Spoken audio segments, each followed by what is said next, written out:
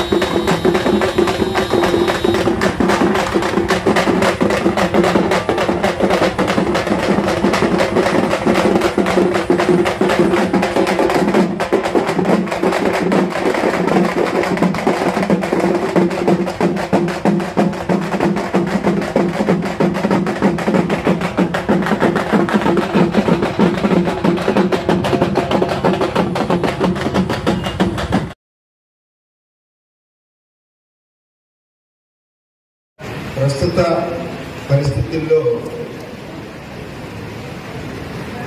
జర్నలిస్టులు యాజమాన్యాన్ని ఒకే కట్టగట్టి రాజకీయ నాయకులు లేదా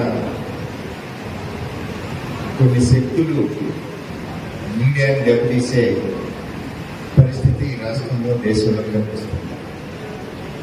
ఎలాగైనా మీడియాలో పనిచేసే వారిని లొంగ తీసుకోవాలని చెప్పి పాలకవర్గాలు ప్రయత్నించడం సహజం. కానీ ఇప్పుడు ఆ ప్రభావం పాత్ర పెరిగిపోయింది. కేంద్రంలో ఉన్న బీజేపీ ప్రభుత్వం సీనియర్ జర్నలిస్టు లొంగి రాకపోతే, తనకు అనుగుణంగా వ్యాఖ్యానాలు చేయకపోతే, వ్యాఖ్యాతగా వ్యవహరించకపోతే ఆ సంస్థనే కొనుగోలు చేసి అతని ఉద్యోగుల నుంచి తొలగించేలాగా చేసింది. ఇక రాష్ట్రంలో యాజమాన్యాల వైఖరితో జర్నలిస్టుల్ని బాధితులు చేసే పరిస్థితిని మీ అందరికీ తెలుసు. అందుకని ఈ పరిస్థితిలో మనం ఐక్యంగా ఉండాలి. మనం ఐక్యంగా ఉండి మన మీద జరిగే దాడుల నుంచి రక్షణ పొందుతూ మన హక్కులు, మన సంక్షేమ కార్యక్రమాలను కాపాడుకునేందుకు ఐక్యంగా ఉండాలనేది ఏపీడబ్ల్యూజే చెప్పే ముఖ్యాంశం. చాలా చోట్ల ప్రత్యేకించి ఆంధ్రప్రదేశ్లో జరుగుతుంది. ఒక పత్రిక లేదా ఒక ఛానల్ రిపోర్టర్ మీద దాడి జరిగితే ఇంకొకరిని రావద్దని యాజమాన్యం జరుగుతుంది. సాక్షిలో పనిచేసే జర్నలిస్ట్ మీద జరిగితే జ్యోతి ఇంకొకరిని రావద్దంట వాళ్ళ యాజమాన్యాలు. జ్యోతి రిపోర్టర్ మీద దాడి జరిగితే సాక్షి రిపోర్టర్, సాక్షి ఛానల్లో స్టాఫ్ ఆ ఏరియాలో కనపడటానికి లేదని వాళ్ళ యాజమాన్యాలు జరుగుతుంది. ఈ దాంట్లో సరికొత్త విధానం మీ అందరికీ తెలుసు. కానీ మీరందరూ గుర్తించాల్సిన అంశం, వాళ్ళకి సమస్య వస్తే యాజమాన్యాలు ఒకటి అవుతాయి, మనకి సమస్య వస్తే విడిపోమంటాయి, వాళ్ళకి సమస్య వస్తే ఒకటి అవుతాయి. బచావ్ ఇంప్లిమెంట్ చేసి జీతాలు పెంచాలని మనం ఉద్యమం చేస్తే, ఒక పత్రికలో సమ్మె జరుగుతుంటే ఆ రోజు పేపర్ రాని పరిస్థితుల్లో అతనికి భక్తశత్రువుగా చెప్పుకునే రెండో పత్రిక యాజమాన్యం వాళ్ళ పేపర్ని ఫీడ్ చేయడానికి సిద్ధపడిన సంఘటనలు మన రాష్ట్రంలో ఉన్నాయి. పత్రికల్లో అడ్వర్టైజ్మెంట్ ధరలు పెంచాలన్నా, పత్రికల్లో ఛానల్స్ లో ఇతర అంశాలపై ఒక నిర్ణయం తీసుకోవాలని యాజమాన్యాలు కలిసి నిర్ణయించుకుంటాయి. కానీ మన కాడికి వచ్చేసరికి విభజన చేసే కుట్ర జరుగుతుంది. దాన్ని గమనించి మన మీద ఎవరి మీద ఎక్కడ దాడి జరిగినా యాజమాన్యాలు, పార్టీలు, రాజకీయాలు, ప్రభుత్వాలు ఎవరున్నా వాళ్ళకు అతీతంగా మనం ఐక్యంగా నిలబడకపోతే వచ్చే ఎన్నికల్లో చాలా దెబ్బతినే అవకాశం ఉంది. దాన్ని పోగొట్టుకోవాల్సిన అవకాశం ఉందని చెప్పి, అవసరం ఉందని చెప్పి నేను ఈ సందర్భంగా మీ అందరికీ గుర్తు చేస్తున్నాను. అలా ఉండకపోతే చాలా ప్రమాదకరమైన పరిస్థితి వస్తుంది. రాజకీయ నాయకులకు కూడా మనం చెప్పింది ఒకటే, యాజమాన్యాన్ని జర్నలిస్టులు ఒక దాటి చెప్పి చూడబోతుంది. మాకు మేము కులాలకి, మతాలకి, ప్రాంతాలకి, రాజకీయాలకు అతీతంగా పనిచేసేవాళ్ళం.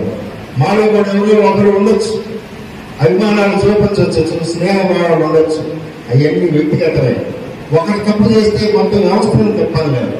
కాబట్టి మీరు కూడా ఆ కోణంలో ఆలోచించి జర్నలిస్టులు యాజమాన్యాలని మనోభావాలకు అనుగుణంగా నడుస్తున్నారనే భావంతో జర్నలిస్టుల మీద దాడులు ఇలాంటివి ఏమంటే ప్రోత్సహించని చెప్పి మనం రాజకీయ నాయకులకి సూచిస్తున్నాం, సంఘ వ్యతిరేక శక్తులకి హెచ్చరిస్తున్నాం.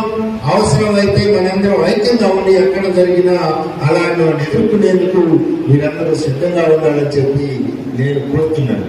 ఇలాంటి ప్రాంతాల్లో జర్నలిస్టుల పార్టీలకి, వ్యక్తిగత అవసరాలకు అతీతంగా జర్నలిస్టుల సంక్షేమానికి తోడ్పడే రాజకీయ నాయకులు, ఎమ్మెల్యేలు ఇలాంటి ప్రాంతాల్లో జరగకపోవచ్చు. ఒకటి అలా జరిగినా వాళ్ళు జోక్యం చేసుకుని నివారించవచ్చు. కొన్నిసార్ల వెనక ఒక రకంగా ముందు రకంగా వ్యవహరించే రాజకీయ నాయకుల ఉన్నప్పుడు మనం ఖచ్చితంగా ఈ సన్నికాలంలో ఐక్యంగా ముందుకోవాల్సిన అవసరం ఉందని నేను తెలియజేస్తున్నా. మీరు నియోజకవర్గం కమిటీ చేసుకోవడం చాలా శుభపరిణామం. ఇప్పుడు పరిస్థితులే బాగాలేదు. రాష్ట్ర కమిటీగా మేము రాబోయే ఎన్నికలను దృష్టిలో ఉంచుకొని 2 నిమిషాల్లో ముగించాలి. కాబట్టి నేను శివరపైనే చెప్తున్నా, మన అజెండాని అన్ని పార్టీల దృష్టికి తీసుకెళ్ళబోతున్నాం, అన్ని పార్టీలను డిమాండ్ చేయబోతున్నాం. రాష్ట్ర స్థాయి నుంచి నియోజకవర్గ స్థాయి దాకా ఈసారి అది జరగాలి. మన కమిటీ ఆధ్వర్యంలో ప్రతి ఎమ్మెల్యే అభ్యర్థి తాను ఆ నియోజకవర్గాన్ని చేయబోయే మేనిఫెస్టోని ప్రకటిస్తున్నారు. ప్రతి రాష్ట్రంలోని అన్ని పార్టీలు, అది వైసీపీ అయినా, టీడీపీ అయినా, జనసేన అయినా, కమ్యూనిస్ట్ అయినా, బీజేపీ అయినా అధికారంలోకి వచ్చే అవకాశం ఉన్నోళ్ళు లేనోళ్ళు కూడా మేనిఫెస్టోని ప్రకటిస్తున్నారు. ప్రతి మేనిఫెస్టోలో జర్నలిస్టులు లేక ఈ రాష్ట్రంలో మీడియా రక్షణ కోసం మీరేం చేస్తారో తెలియజేయాలని చెప్పి మనం డిమాండ్ చేయబోతున్నాం. రాష్ట్ర స్థాయిలో, జాతీయ స్థాయిలో ఉన్న మన డిమాండ్ తోడు నియోజకవర్గ స్థాయిలో మీరు కూడా మీ ప్రాంతంలో పోటీలో ఉన్న అభ్యర్థుల్ని ఖచ్చితంగా డిమాండ్ చేయాలి, ఆ లెక్కలు ఇవ్వాలి. ఎందుకంటే వాళ్ళు అనుకోవచ్చు, ఇక్కడ వైసీపీ క్యాండిడేట్ నాకు సాక్షిలో ఎలా రాస్తారు, వాళ్ళు రాసిన రాయిపోయినా, తెలుగుదేశం క్యాండిడేట్ మాకు అనుకూలంగా ఉన్న పత్రికలో జ్యోతో, ఈనాడు, ఇతరయ్యో లేదా వార్తలు లేకపోతే ఇంకో మా యూట్యూబ్లో మాకు వస్తాయి, కొన్ని ఛానల్స్ అలా ఉన్నాయి అనుకోవచ్చు. కానీ మన శక్తి ఇప్పుడు మామూలైన శక్తి కాదు. ప్రతి జర్నలిస్టు పత్రిక యాజమాన్యాలకు అతీతంగా ఒక ఉద్యమం లాగా సమాచారాన్ని ముందుకు తీసుకెళ్లే ఆయుధం సోషల్ మీడియా ఆయుధం మన చేతిలో ఉంది. జర్నలిస్ట్ గా నిబంధనలతో మనం పనిచేస్తూ ఆ ప్రాంతంలో కనుక మన గుర్తుంటే మనం సోషల్ మీడియాలో పెట్టే పోస్టింగ్ కూడా విలువ ఉంటుంది. కొత్త వాళ్ళకు లేకపోతే అందరికీ ఉండదని నేను చెప్పను, కానీ మనకు విలువ ఉంటుంది. రెండోది, ఒకప్పుడు జర్నలిస్టులు మనలాంటి 4, 5, 10 మంది ఉండేవాళ్ళు. ఈ రోజు జర్నలిస్టుల సంఖ్య భారీగా పెరిగింది, వాళ్ళ కుటుంబాల సంఖ్య పెరిగింది, వాళ్ళు ప్రభావితం చేసే ఓటర్ల సంఖ్య పెరిగింది. అందరికీ నచ్చకపోయినా ఈ రోజు సమాజం, రాజకీయ నాయకులు గుర్తించకపోయినా సమాజం గౌరవించకపోయినా వాళ్ళలో జర్నలిస్టులు ముఖ్యంగా ముందుంటారు. మీరు కావాలని నిర్వహించిన జర్నలిస్టుల మీద అనేక ఆరోపణలు, అనేక అపోహలు ఉన్నప్పటికీ కూడా ఈ రోజు జర్నలిస్టులకు ఉన్న గుర్తింపు, గౌరవం సమాజంలో చాలా గొప్పది. అందుకే మనం సాలి జీతాలు ఉన్నా కూడా ఆ గౌరవం కోసం పనిచేస్తున్నాం. రాజకీయ వార్తల్లో యాజమాన్యాల వైఖరి ఎలా ఉన్నా ప్రజా సమస్యలు ఎత్తి చూపడంలో మనం ముందుంటున్నాం. అందుకే సమాజం మనం గుర్తిస్తుంది. మనం చెప్పే మాట ఖచ్చితంగా సమాజం విలువిస్తుంది. మన మాటకి అంత గొప్పగా ఉంది. ఉదాహరణకి దుగ్గిపోవచ్చాను అని ఏదైనా ట్యూబ్ కాడ నువ్వు నియోజకవర్గం అంతా తిరుగుతుంటా, దుగ్గులు ఎలా ఉందంటే అంటే ఈసారి అది బాగోలేదు ఇది బాగోలేదు అని అంటే వీడంతా తిరుగుతుంటాడు కాబట్టి చెప్పిన మాట నమ్మొచ్చని అక్కడ జనం అనుకుంటారు. అలాగే ఇతర జిల్లాలకు వెళ్ళొచ్చినప్పుడు మమ్మల్ని కూడా మా ఏరియాలో అడుగుతుంటారు, ఆ జిల్లాలో ఎక్కడ ఇవన్నీ తిరుగుతుంటారు కదా అని. వాడికి ఒక అవగాహన కల్పించడంలో కూడా జర్నలిస్ట్ మాత్రం చాలా ప్రధానంగా ఉంటుంది. అందువల్ల జర్నలిస్టులని ఓట్ల రూపంలో కూడా తక్కువ చేయలేని పరిస్థితి ఉంది. కాబట్టి మనం నిలదీసి మన డిమాండ్ని ముందుగానే ఒక అంగీకారం తెప్పించుకొని భవిష్యత్తులో వాటిని సాధించుకోవాల్సిన అవసరం ఉందని చెప్పి నేను ఈ సందర్భంగా మీ అందరూ గుర్తు చేస్తూ ఇక్కడ కమిటీలో ఆ దిశగా పయనించాలి. ఇందాక మిత్రులు చెప్పారు హౌసింగ్ రామకృష్ణారెడ్డి గారు మీకు అందరికి ఇచ్చారో కొందరికి ఇచ్చారో అయితే నాకు తెలియదు, కానీ హౌస్ సైడ్స్ ఇవ్వడంలో కానీ వాళ్ళ సంక్షేమానికి ఉపయోగపడటంలో కానీ నేను ఎప్పుడు ముందుంటానని చెప్పి ఆయన ప్రతిపక్ష ఎమ్మెల్యేగా ఉన్నప్పుడు నేను వచ్చిన మీటింగ్ లో కూడా చెప్పాను. సరే ఎంతవరకు హౌస్ సైడ్స్ వచ్చినాయో నాకైతే ఇప్పుడు చెప్తారు, కొంతమందికి అయితే వచ్చినాయి. ఇప్పుడు ప్రభుత్వం పెట్టిన నిబంధనలు ఎంత చిత్రమైనవి అంటే అసలు మనకిస్తున్నారా, సమాజం గుర్తించిన మీడియాని గౌరవించి హౌస్ సైడ్స్ ఇస్తున్నారు అనేది అర్థం కాదు. ఒక ఎమ్మెల్యే అవుట్ సైడ్ ఇస్తే ఏమీ అనర్థం చదువు, అతను ఎమ్మెల్యే కాబట్టి కోట్ల రూపాయల విలువైన అవుట్ సైడ్ హైదరాబాద్లో ఇచ్చారు. ఇప్పుడు ఈ ప్రభుత్వం రేపు విశాఖపట్నంలో ఇస్తానంటుంది. రాజధానిలో మనకేమో తెచ్చుకోవచ్చు, ఎమ్మెల్యేలకు, ఎంపీలు, ప్రజాప్రతినిధులు. ఇప్పుడు వాళ్ళు డబ్బులు ఖర్చు పెడితే కానీ గెలవట్లేదు, నిత్యం ప్రజాసేవ చేస్తున్నారు, ఇచ్చుకోండి. వాళ్ళకి ఎమ్మెల్యే అనేది అర్హత. వాళ్ళకి సొంత ఇల్లు చూడరు, సొంత ఆస్తులను చూడరు. జర్నలిస్టు మటుకి జర్నలిస్ట్ అర్హతతో ఇల్లు ఇవ్వాలా వద్దా, అవుట్ సైడ్ ఇవ్వాలా వద్దా మనం అడుగుతున్నది. జర్నలిస్ట్ అర్హతతో నాకు అవుట్ సైడ్ ఇవ్వాలంటే నీకు మీ అత్తమామలు మీ భార్యకి ఇచ్చిన ఇల్లు ఉంది, మీ అమ్మ నాన్నలు కష్టపడి నీకు 1 ఎకరం పొలం ఇస్తే దాంట్లో నువ్వు గుడిసేసుకున్నావు, నీ పేరు మీద ఉంది కాబట్టి నీకు హౌస్ అయితే ఇవ్వను అనే నిబంధనలు పెట్టడం ఎంతవరకు సంబంధించి మీరు ఆలోచించారు.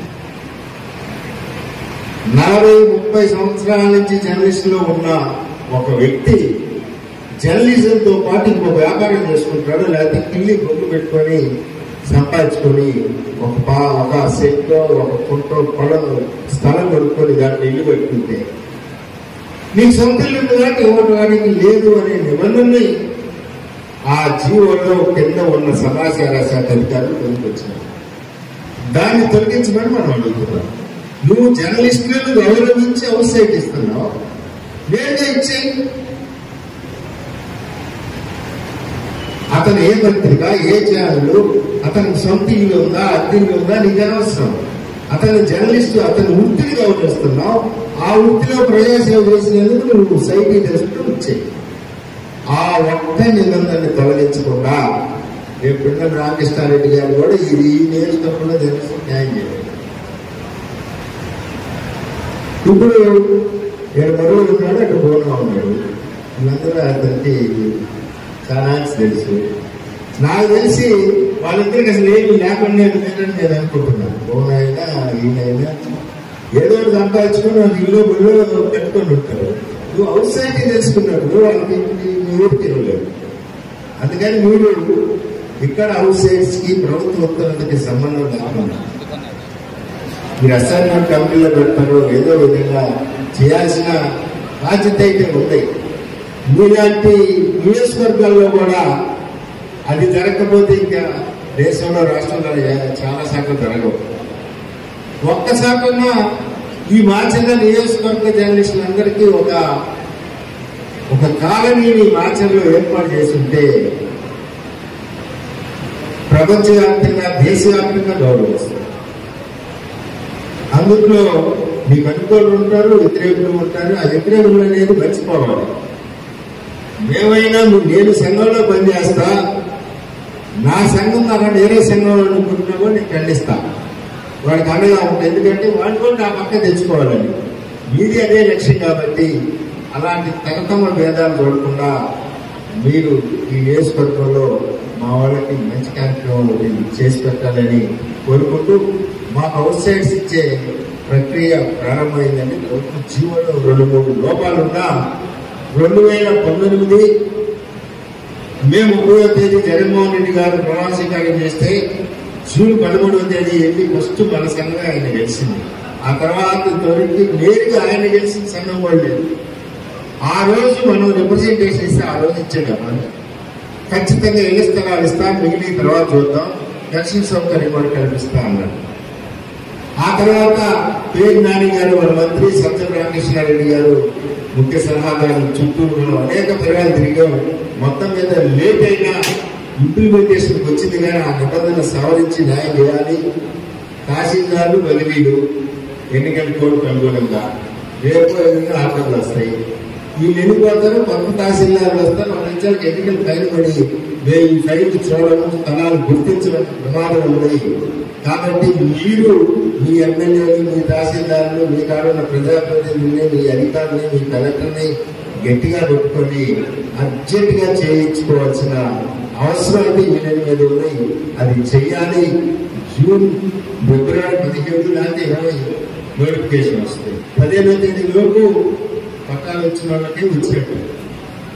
లేకపోతే రేపు వచ్చిన తర్వాత మళ్ళీ జగన్మోహన్ రెడ్డి గారు ముఖ్యమంత్రి అయినా ఆయన ఉండే ప్రాతిపదికల్లో ముందు వరుసలో ఎన్ని మన వరుస వచ్చాక మళ్ళీ 5 సంవత్సరాలు కావచ్చు. ఒకవేళ వేరే పార్టీ వస్తే ఆయన పెట్టేటట్టు తీసేయచ్చు. అందుకని ఉన్న అవకాశాన్ని వినియోగించుకునేందుకు మీలాంటి మీడియాకి సహకరించే ఎమ్మెల్యే ఉన్నారు కాబట్టి ఆయన ద్వారా మీరు వెంటనే పూర్తి చేసుకోవాలని కోరుకుంటూ మాచర్ల నియోజకవర్గంలో మీడియా మీద ఏ చిన్నపాటి దాడులు జరగకుండా ఉండేందుకు యంత్రాంగం సహకరించాలి. ఎమ్మెల్యే గారు తోడ్పడాలి. అలాంటి సంఘటన జరిగితే ఎమ్మెల్యే గారు కూడా మనస్ఫూర్తిగా వాళ్ళకి అండగా ఉండి ఆ దాడులు పాల్పడే వ్యతిరేకంగా నిలబడాలని కోరుకుంటూ నాకు ఈ అవకాశం ఇచ్చిన మీ కమిటీ సభ్యులందరూ కూడా ధన్యవాదాలు తెలియజేస్తూ సెలవు. ప్రజల కొరకు పాటుపడే పాత్రికేయులం, పగలు రేయి వెలుగులిచ్చే సూర్యచంద్రులం. ప్రజల కొరకు పాటుపడే జర్నలిస్టులం, పగలు రేయి వెలుగులిచ్చే సూర్యచంద్రులం.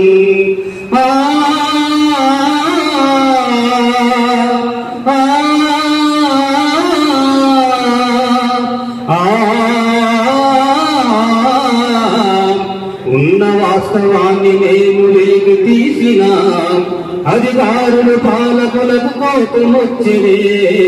ఉన్న వాస్తవాన్ని మేము వెలికి తీసినాం, అధికారులు పాలకులకు కోపమొచ్చినే. కోపమొచ్చి మమ్ములను చంపదూస్తరే, కోపమొచ్చి మమ్ములను చంపదూస్తరే. మారచనలు ప్రజలకెంతో మేలాయనే. ప్రజల కొరకు పాటుపడి పాత్రికేయులం, పగలు రేయి వెలుగునిచ్చే సూర్యచంద్రులం. ప్రజల కొరకు పాటుపడి జర్నలిస్టులం, పగలు రేయి వెలుగునిచ్చే సూర్యచంద్రులం. మేము లేని ప్రభుత్వాలు ఎక్కడున్నవి, ప్రతి ఒక్కరికి మేము ఎంతో అవసరం. మేము లేని ప్రభుత్వాలు ఎక్కడున్నవి, ప్రతి ఒక్కరికి మేము ఎంతో అవసరం.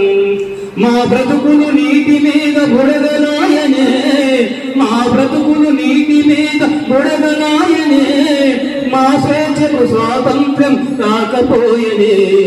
ప్రజల కొరకు పాటుపడి పాత్రికేయులం, పగలు రేయి వెలుగునిచ్చే సూర్యచంద్రులం. ప్రజల కొరకు పాటుపడి జర్నలిస్టులం, పగలు రేయి వెలుగునిచ్చే సూర్యచంద్రులం. మంచి వార్త రాస్తే మాపై కేసులాయనే, అరెస్టులు నిర్బంధాలు తప్పవాయనే.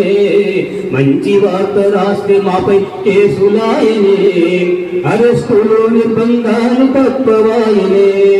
పోలీసు సోదరులకు మా విన్నపం, పోలీసు సోదరులకు మా విన్నపం. మా స్వేచ్ఛకు సంఖ్యలను వేయకందయా. ప్రజల కొరకు పాటుపడి పాత్రికేయులం, పగలు రేయి వెలుగునిచ్చే సూర్యచంద్రులం. ప్రజల కొరకు పాటుపడి జర్నలిస్టులం, పగలు రేయి వెలుగునిచ్చే సూర్యచంద్రులం. లాలి పాట పాడి అమ్మ పాట నేర్పినా, అమ్మంటే జర్నలిజం. లాలి పాట పాడి అమ్మ పాట నేర్పినా, ఉయ్యాలలో ఊపుతూ మమ్మను నడిపించిన. లాలి పాట పాడి అమ్మ పాట నేర్పిన, ఉయ్యాలలో ఊపుతూ మమ్మను నడిపించిన. అమ్మ రుణం తీర్చు శక్తి లేకపోయనే, అమ్మ రుణం తీర్చు శక్తి లేకపోయనే. మా వార్తలు అమ్మ పాట రుణం తీర్చునా. ప్రజల కొరకు పాటుపడి పాత్రికేయులం, పగలు రేయి వెలుగునిచ్చే సూర్యచంద్రులం. ప్రజల కొరకు పాటుపడి జర్నలిస్టులం, పగలు రేయి వెలుగునిచ్చే సూర్యచంద్రులం.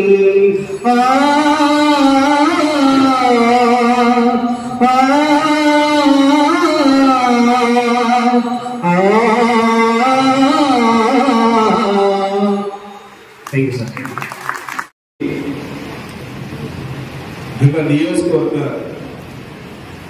అధ్యక్షులు కొత్తమాస్ రామ్మూర్తి గారికి, అలాగే కార్యదర్శి శ్రీ కరిముల్లా గారికి, మిత్రులు కోశాధికారి రామచంద్రారెడ్డి గారికి, మిత్రులు గౌరవ అధ్యక్షులు ఆది విష్ణు గారికి, అలాగే ఉపాధ్యక్షులు సంతోష్ గారికి, ఉపాధ్యక్షులు మల్లికార్జునరావు గారికి, ఉపాధ్యక్షులు శేషగిరిరావు గారికి, సహాయక అభ్యర్థి యోహన్ గారికి, సహాయకర్త చిన్ననాయక్ గారికి, అలాగే ఎగ్జిక్యూటివ్ మెంబర్స్ వెంకటేశ్వర్ గారికి, ఉదయ్ కిరణ్ గారికి, వెంకటరామయ్య గారికి, సాయి గారికి, దానియల్ గారికి, రాంబాబు గారికి, కమ్మపాటి రామ్మోహన్ రావు గారికి, పొట్టి శ్రీనివాసరావు గారికి, పోలిశెట్టి వెంకటేశ్వర గారికి, బత్సు రాజకుమార్ గారికి, బొట్ట శ్రీనివాసరావు గారికి, షేక్ జానీ బాషా గారికి, వీర్ల అంజయ్ యాదవ్ గారికి అందరికీ కూడా హృదయపూర్వకంగా ధన్యవాదాలు తెలియజేస్తా ఉన్నాను.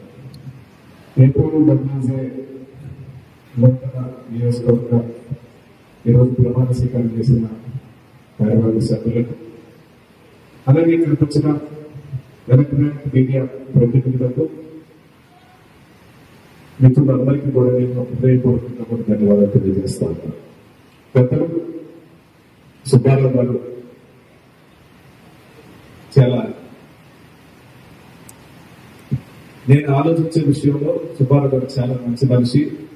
ఎందుకంటే గతంలో కూడా ఆయన సమక్షంలో 1-2 మీటింగ్లు కూడా నేను పాల్గొనడం జరిగింది. నాకు వ్యక్తిగతంగా కూడా పరిచయం. ఇందాక ఒక మాట చెప్పడం జరిగింది, అంటే యాజమాన్యానికి జర్నలిస్టులకి వేరువేరుగా చూడాలి. సుబ్బారావు గారు చెప్పారు, అదే నేను పాటిస్తాను.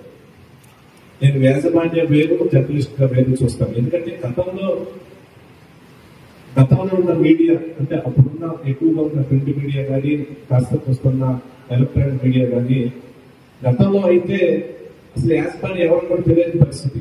అసలు ఎవరు నడుపుతున్నారో తెలియదు. కానీ అంతా కూడా ఆ మీడియా ఎవరు జర్నలిస్టులు ఉన్నారో వాళ్ళ మీద నడిచే పరిస్థితి. ఇప్పుడున్న రాజకీయ పరిస్థితులు అనుకోండి, మారిన పరిస్థితుల్లో ఈరోజు పూర్తిగా కూడా యాజమాన్యం చేతిలో పోయి ఈరోజు యాజమాన్యం ఏం చెప్తే అది ఫాలో కావాల్సిన పరిస్థితి కింద స్థాయి జర్నలిస్టులు పడుతుంది. దానికి వేరే రకంగా నేనేం భావించలేదు.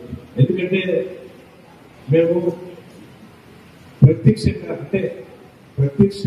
ఒక ప్రజాప్రతినిధులుగా 2004 నుంచి మా కుటుంబం మాచర్ల నియోజకవర్గంలో పెట్టుకుని ఎమ్మెల్యేగా ఉంటాం. అప్పటి నుంచి కూడా ఎక్కడా కూడా ఒక ఆంధ్రజ్యోతి, ఒక ఈనాడను, లేక ఇంకో ఛానల్ ఎక్కడ కూడా యాజమాన్యాన్ని దృష్టిలో పెట్టుకుని ఎక్కడ పనిచేయట్లా. ఎందుకంటే నాతో అందరూ ఉండేది కూడా ఇక్కడ ఆ పేపర్ వచ్చే వార్తలు వేరు, వ్యక్తిగత సంబంధాలు వేరు. వాళ్ళే నా చుట్టూ కూడా నాతో కూడా ఇప్పటిదాకా కూడా, అంటే గత 20 సంవత్సరాల నుంచి కూడా నాతో ఉన్న మిత్రులందరూ కూడా వాళ్ళే. ఇక్కడికి వచ్చిన జ్యోతిలో పనిచేసే మన భువన కానివ్వండి, ఈనాడు పనిచేసి మొన్నటిదాకా ఉన్న శివకృష్ణ కానివ్వండి, కిరణ్ కానివ్వండి, ఇంకా చెప్పుకుంటూ పోతే సీను కానివ్వండి, అలాగే పాపారావు గారు, వీళ్ళందరూ కూడా పాపారావు అంటే మీరు సాక్షి కింద లెక్కేసిన మిగతా వీళ్ళంతా కూడా పేపర్కి దానికి సంబంధం లేని విషయం. ఎందుకంటే ఇప్పుడున్న రాజకీయ పరిస్థితుల్లో ఉన్న దృష్టిలో పెట్టుకుని అంతే రాస్తారు, మొత్తం టార్గెట్ చేసి రాస్తారు. దానికి మేమేమి బాధపడట్లేదు. ఎందుకంటే రాజకీయంగా ఉన్నప్పుడు మేము ఫేస్ చేయాల్సిన అవసరం ఉంది. ఎందుకంటే 2004 నుంచి నేను 2009 నుంచి కూడా ఎమ్మెల్యేగా ఉండడం జరిగింది. ఈ మధ్య ఈనాడులో మాచర్ల నియోజకవర్గం చంపల్లో కూడా పెద్ద హెడ్డింగ్ పెట్టుకున్నాను, టార్గెట్ చేసి ఎంత నిజం ఉందో ఎంత ఉందో కూడా సరే అందరికీ తెలుసు. ఇక్కడ రాజకీయంగా ఏదైనా ఇష్యూస్ వచ్చినప్పుడు ఖచ్చితంగా మేము ఫైట్ చేయాల్సిందే. కానీ పేపర్లో పెద్ద హెడ్డింగ్ పెట్టేదో దానివల్ల నేను అక్కడ జర్నలిస్ట్ నేను తప్పుపడతాను. ఎందుకంటే యాజమాన్యాన్ని సూచిస్తుంది కాబట్టి రాసే పరిస్థితి ఉందని నేను అర్థం చేసుకుంటాను. ఎక్కడ యాజమాన్యం వేరు, జర్నలిస్టులు వేరుగానే నేను చూస్తాను. సుబ్బారావు గారు చెప్పినట్టుగా ఇక్కడ కూడా అందరూ కూడా జర్నలిస్టులు నాతోటి ఛానల్స్ కి ఏదైతే మీడియాకి, అంటే మన ప్రింట్ మీడియాకి, ఛానల్స్ కి వ్యతిరేకంగా, అంటే నాకు చూడకుండా సపరేట్గా నాతో బాగుంటారు. నాకు చేతనైనప్పుడు ఖచ్చితంగా కూడా నేను అన్ని విధాలు నా దగ్గరికి వచ్చడానికి నేను సహాయం చేసే కార్యక్రమం చేస్తాను. ఎందుకంటే ఇందాక సుబ్బారావు గారు ఇవ్వబడ్డారు గురించి కూడా చెప్పారు. మ్యాక్సిమం ఆర్డినెన్స్ ఈ జిల్లాలో జర్నలిస్ట్ కి హౌస్ పర్పస్ మ్యాక్సిమం నా దృష్టిలో వచ్చిన అందరికీ కూడా నేను ఇవ్వటం కూడా ఇప్పుడే కాదు, మాకు అవకాశం మొదటి రోజు నుంచి కూడా. ఎప్పుడంటే 2004, 2009లోనే ఆ రోజే జర్నలిస్ట్ సంబంధించి వార్త, ఆంధ్రప్రభ, సూర్య పేపర్, విశాలాంధ్ర, ప్రజాశక్తి, ఈనాడు, ఆంధ్రజ్యోతి, ఆంధ్రభూమి, అప్పుడున్న మీడియా మిత్రులకి అప్పట్లో 3 సెంట్లు స్థానాన్ని కూడా ఇవ్వడం జరిగింది. ఆ తర్వాత 2009 నేను ఎమ్మెల్యేగా అయిన తర్వాత 2009, 2010 మధ్యలో కూడా ఆ రోజు కూడా నా చుట్టూ ఉండే మీడియా మిత్రులు అడిగిన వాళ్ళు కూడా వాళ్ళని కూడా నేను చూసుకుంటామని జరిగింది. అందులో చెన్నారెడ్డి కానీ మన కిరణ్ కానీ మన గాడిపత్రి సీన్ కానీ ఊరు చిన్న రామచంద్రారెడ్డి భాష నాగేశ్వరరావు ఇట్లా అప్పుడున్న పరిస్థితులు ఇవ్వడం జరిగింది.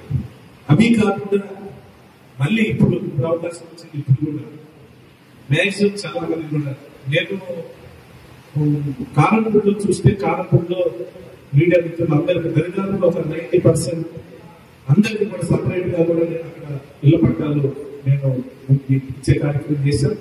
అలాగే రెండ చింతల్లో కూడా అక్కడ కూడా ఇచ్చే కార్యక్రమం చేశాను. మాచర్లో కూడా వీలైనంత వరకు నేను అప్పుడు చెప్పిన పోయినసారి అన్నతో కలిసి మీతో ఉన్నప్పుడు కూడా నా దృష్టి కూడా మ్యాక్సిమం నేను లేనోకి ఇచ్చే కార్యక్రమం చేస్తానని చెప్పి అప్పుడు ఇప్పుడు కూడా చెప్తాను. ఎప్పుడైనా సరే నేను యాజమాన్యానికి వ్యతిరేకంగా కూడా నేను యాజమాన్యం దృష్టిలో చూడను, మీడియా దృష్టిలోనే నేను చూస్తాను.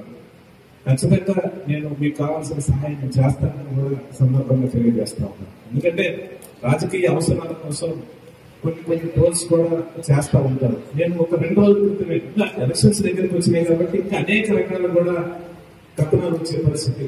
ఈరోజు కొన్ని యూట్యూబ్ ఛానల్స్ సంబంధించి నిన్న మొన్న చూశారు. యూట్యూబ్ ఛానల్లో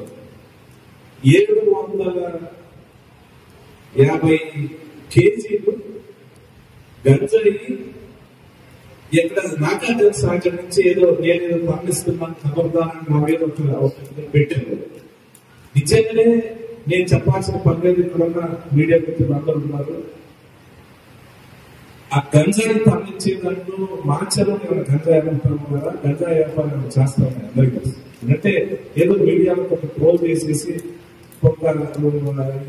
ఇది పెట్టేసి 2 లేదా మనం టైం గడుపుకోవచ్చు, ఏదో ఒక అబద్ధ ప్రచారం చేయాలని కొంతమంది చేస్తా ఉంటారు. సరే, ఇప్పుడున్న జరిగే రాజకీయాలు ఏ రకంగా ఫేస్ చేయాలి, ఏ రకంగా మేము ముందుకు పోవాలనేది అది రాజకీయంగా నేను చూసుకుంటాం. ఎందుకంటే మేము 30 సంవత్సరాల నుంచి రాజకీయం చేస్తా ఉన్నాం. సరే, రాజకీయం అనేక ఇబ్బందులు పెట్టారు. ఇప్పుడు ఆ రోజు మా మీద తప్పుడు కేసులు పెట్టి ఇబ్బంది పెడితేనేమో అనుకున్నారు. ఈ రోజు ఏదో ఒకటి అనేది కేసులు పెట్టగానే మమ్మల్ని ఇబ్బంది పెడతా ఉన్నారు, మనం ఏదో చేస్తా ఉన్నారు, అక్రమం పెడుతున్నారు అనేది ఇంకొక క్లోజ్ చేస్తా ఉన్నారు. ఇది రాజకీయంగా ఏ రకంగా ఫేస్ చేయడానికి సరే ఎంత జరుగుతుంది అనేది ఆ రకంగా జరుగుతుంది చేస్తాం. కానీ జర్నలిస్ట్ విషయంలో దయచేసి నేను మళ్ళీ అందరూ కూడా అర్థం చేస్తా ఉన్నాను. ఖచ్చితంగా నేను ఎప్పుడు చెప్తాను, నాతో ఉండే యాజమాన్యానికి సంబంధం లేకుండా చాలా మంది మిత్రులు ఉన్నారు.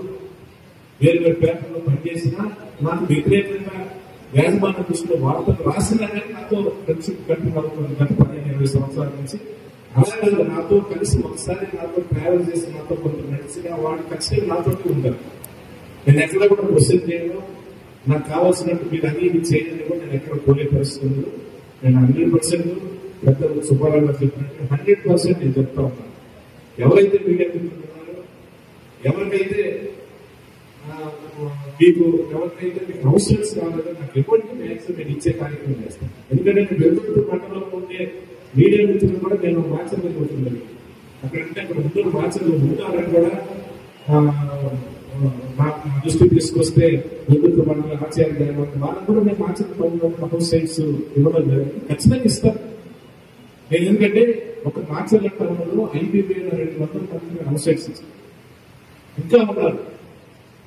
గవర్నమెంట్ నుంచి ₹1 కూడా గవర్నమెంట్ దగ్గర నుంచి 1 ఎకరాలు కూడా కొనకుండా ₹1 కాంపెన్సేషన్ లేకుండా గవర్నమెంట్ ఎక్కువైపు చేసి అందరికి కూడా హౌస్ సైట్స్ ఇవ్వడం జరిగింది. నేను ఇంకా కూడా ఇస్తాను. మీకు ఏం కావాలన్నా కూడా ఖచ్చితంగా నేను చేస్తాను. నేను అందరికీ చేస్తాను.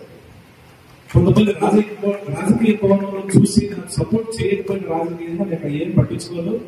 ఎస్, మీకు జర్నలిస్టుల మీద మీడియా మిత్రుల మీద ఉన్న గౌరవంతో పెద్దలు రాష్ట్ర అధ్యక్షులు అన్నగారు సుబ్బారావు గారు గౌరవంతో 100% కూడా నేను మీకు సహకరిస్తాను, మీకు అన్ని విధంగా న్యాయం చేస్తాను. అవి కాకుండా పైసారి కూడా మీకు ప్రెస్ క్లబ్ కోసం కూడా 5 సెంట్లు నేను కేటాయించడం జరిగింది. నేను చెప్తాను, అది కూడా మీకు హ్యాండిల్ చేసే కార్యక్రమం చేస్తాను. నేను కోరుకునేది ఎందుకు ఏంటంటే మీ దగ్గర డివిజన్ లేకుండా మీరు అందరూ కలిసి తీసుకుని ఒకసారి పట్టుకుంటే బాగుంటుంది. కానీ గ్రాంట్ కూడా నేను ఇస్తానని చెప్తాను. నేను గ్రాంట్ కూడా ఇస్తాను, సైట్ కూడా మీకు హ్యాండ్ ఓవర్ చేస్తాను, రెడీ చేసి పెట్టాను. ఆ చిన్న ఇద్దరి మధ్య 2 గ్రూపులుగా ఉంటే చూసేవాళ్ళు బాగోదు. 2 ప్రెస్ క్లబ్లు మళ్ళీ బాగా కావాలని అడుగుతారు కాబట్టి ఆ మధ్యలో ఎవరైనా హయ్యర్ మీడియా నుండి మీడియేషన్ చేసి ఇస్తే నేను గ్రాంట్ ఇచ్చే కార్యక్రమం ఖచ్చితంగా చేస్తాను. మీరందరూ బాగుండాలని కోరుకుంటాను. మీ గౌరవ మర్యాదలు తగ్గకుండా ఎవరైతే జర్నలిస్ట్ మిత్రులు ఉన్నారో మీ కుటుంబాలు మీరు 100% బాగుండాలని కోరుకునే వ్యక్తుల్లో నేను మొదటి వ్యక్తి. ఖచ్చితంగా మీకు ఏం కావాలన్నా కూడా అన్ని విధాలుగా నేను సహకరిస్తాను. ఇప్పుడు కాదు, ఎప్పుడైనా కూడా నేను సహకరిస్తాను.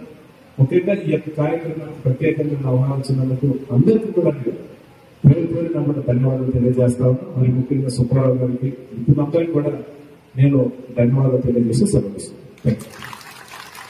సభ్యులు రాజపర్తి శ్రీనివాసరావు గారికి, ఈరోజు నూతనంగా ప్రమాణ స్వీకారం చేసిన మాచర్ల నియోజకవర్గ అధ్యక్షులు కొప్పమాసు శ్రీరామూర్తి గారికి, షేక్ కరీముల్లా గారికి, కార్యదర్శి గారికి, కోశాధికారి చంద్రారెడ్డి గారికి, మరియు చాలా మంది పాత్రికేయ మిత్రులు, ఈ రంగంలో ప్రజాస్వామ్య విలువల్ని కాపాడటం కోసం ప్రజాస్వామ్యంలో ప్రజల కష్ట సుఖాలని, సమస్యల్ని మరి అధికారులకు కానీ పాలకులు కానీ తీసుకురావడానికి నిరంతరం శ్రమిస్తున్న పాత్రికేయ మిత్రులందరికీ కూడా హృదయపూర్వకమైన నమస్కారం. ముందుగా మీ అందరూ నన్ను క్షమించాలి. కొన్ని పనుల ఒత్తిడి వల్ల నేను గుంటూరు నుంచి మరి మాతో వడ్డెర సంఘం మీటింగ్ జరగడం వల్ల నరసరావుపేట వరుసల మధ్యలో కొంచెం సేపు ట్రాఫిక్ జామ్ అవడం వల్ల లేట్ అయింది, క్షమించాలి. ప్రజాస్వామ్యానికి పట్టుబొమ్మల పాత్రకే ఒక వాడిని, ప్రజల వాడిని నాయకులకు తీసుకువెళ్లాలన్నా, నాయకుల భాషని ప్రజల దగ్గరికి తీసుకువెళ్లాలన్నా, ప్రభుత్వ పథకాలని కానీ ప్రభుత్వ విధానాల్ని కానీ ప్రజల దగ్గరికి తీసుకురావాలన్నా, ప్రజల ఆకాంక్షల్ని ప్రభుత్వం దగ్గరికి తీసుకురావాలన్నా, మరి వీటన్నిటికీ వారదే మీరందరూ. ఈరోజు కొన్ని క్లిష్టమైన పరిస్థితుల్లో మరి నేను నిజం చెప్పడం నాకు అలవాటు సార్. మరి ఈ వ్యవస్థ ఎదుర్కొంటాము. ఒకప్పుడు పేపర్లో ఒక వార్త వచ్చింది అంటే ప్రజలు 100% పేపర్లో వచ్చింది కదా అని అనేవాడు. మళ్ళీ అలాంటి రోజులు వస్తాయి అని ఆశించే ఆశాజీవి నేను. ఎందుకంటే పేపర్లు కరపత్రాలుగా, ఛానళ్ళు కొంతమంది డబ్బాగొట్టేగా ఉండకూడదు అనేది నా అభిమతం. నేను సమాజంతో పాటు అందరిలాగా నడవలేని వ్యక్తిని. నేను కొన్ని భావజాలాలకి కట్టుబడి ఉన్న వ్యక్తిని. అందుకనే నా ఆకాంక్ష నిజాన్ని నిర్భయంగా రాసే రోజు ఈ రాష్ట్రానికి రావాలి అని, ఆ రోజు నిజంగా మీ ద్వారా ప్రజలందరికీ కూడా మేలు న్యాయం జరుగుతుందనే నమ్మే వ్యక్తిని. సహజంగా కొన్ని పేపర్లు కొంతమంది రాస్తాయి అని చెప్పేసి ఒక ముద్రపడిన పరిస్థితి. నేను చెప్తున్నాను, మాచర్ల నియోజకవర్గంలో పత్రికా స్వేచ్ఛ, అలాగే ఎలక్ట్రానిక్ మీడియా కానీ ప్రింట్ మీడియా కానీ వీళ్ళందరూ స్వేచ్ఛగా వారి భావాన్ని వ్యక్తం చేసే రోజు రావాలని చెప్పేసి నేను అభిలషిస్తున్నాను. నిరంతరం పత్రికా విలేకరు అంటే ఆయనకి ఎంతో పెద్ద ఆదాయ మార్గం ఉందనుకుంటా. అంటే బయట మాలాంటి 2 ముక్కలు రాస్తే సెంటీమీటర్ల కింద లెక్క కడితే ఒక సంఘటన ఒక ప్రాంతానికి వీళ్ళు సందర్శించాలి అంటే ఒక మోటార్ సైకిల్, దానికి పెట్రోల్, అది అక్కడికి పోయి వచ్చినందుకు వాళ్ళకి అయ్యే ఖర్చుతో పోలిస్తే ఇది 10 పైసలంతా కూడా ఉండదు. వాళ్ళు అంత పెద్ద వార్త సేకరించారు. ఇదే పత్రికా విలేకరులు ఎదుర్కొంటున్న సమస్యనే నా దృష్టికి నేను అబ్జర్వేషన్ చేసినంత వరకు నేను చెప్తాను. మరి జీవనోపాధ్యాయులు లేని పరిస్థితి కాబట్టి పత్రికా విలేకరులు, ఎలక్ట్రానిక్ మీడియా కానీ, ప్రింట్ మీడియా కానీ, చిన్న చిన్న ఛానల్స్ లో చాలా మంది పనిచేస్తున్నారు సోదరులందరూ. వాళ్ళందరికీ కూడా ప్రభుత్వ పరంగా న్యాయం జరగాలని చెప్పేసి నేను కోరుకుంటున్నాను. నా వంతుగా మాచర్ల నియోజకవర్గంలో నేను శాసనసభ్యుడిగా ఎన్నికైన తరువాత ప్రతి ఒక్కరికి కూడా సమాజంలో చాలా మందికి ఇళ్ల స్థలాలు ఇస్తా ఉన్నారు. 100,000 మందికి. వీళ్ళొక్కలనే రేషన్ కార్డు లిస్టులోనూ ఇంకో లిస్టులో కాకుండా ప్రత్యేకంగా మిమ్మల్ని గుర్తించే మీకు ఇళ్ల స్థలాలు, ఇళ్ల నిర్మాణానికి కూడా